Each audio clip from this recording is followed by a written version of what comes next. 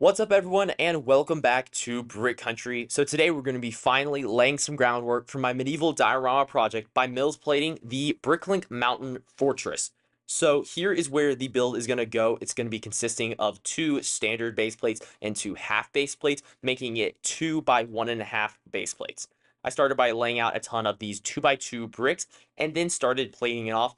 But as I was doing that, I realized that the build was going to be much too short. So to add some elevation, I decided to employ some Duplo bricks, which if you didn't know, you can use standard Lego bricks, attach them to the top like so, and then the Duplo bricks themselves are actually adaptable to basic Lego studs. So that was a huge parts saver for this project. The next step was test fitting the actual castle itself. And then as you can see, there is some colorful plates exposed because I didn't have enough gray or white plates to do the whole thing.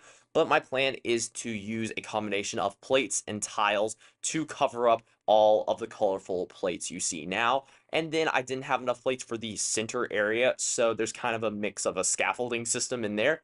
I just finished tracing out the main build, and then now you can see I'm just making the lines a little thicker with more tiles, and now the whole build is completely traced out with tiles, and thanks to some jumpers along the bottom, it is nice and sturdy and doesn't really wiggle around that much. I started playing with some techniques for some snowdrifts by using some colorful plate underneath combined with some angled white plates, and I think the result looks really good. Now, as you can see, the main Bricklink castle has some water features underneath, and I'm going to need to extend those in some way so they make more sense. And I'm also going to be filling in around the water area with more tiles and plates in white. So let's work a little more on that right now. I started planning and tracing where I wanted all of the angled plates to act as snowdrifts. And then you can see I left a few gaps, but I'm adding jumpers in there just to add some more points of contact for different details later on in the build. And I think adding a few studs gives it the more Lego effect instead of just being full tiled off and smooth like actual snow would be. Now, as you can see, my workspace is a little cluttered now, but I think the results of the mess look really good. As you can see, it's been almost entirely tiled off, and I decided to add a few small saplings. The snow continues around the side and back of the main build, but I left this space kind of open because I want to add a gravel path of some sort, kind of moving out away from the rest of the castle, and that'll give me plenty of opportunities for more minifig details, which is one of the most enjoyable parts of mock building. Now, I will have to make a transitional hill of some sort to kind of level it out because as you can see, there's a lot of filler brick underneath. I might decide to raise it up a little more, but I will need to make some sort of transition for the side.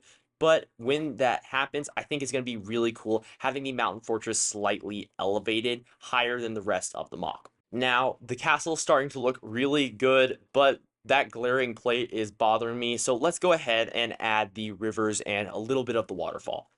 So here's what I came up with. I just ended up putting the tiles directly underneath the build. Now you can tell that there is a difference between the two, but I still think it looks really good.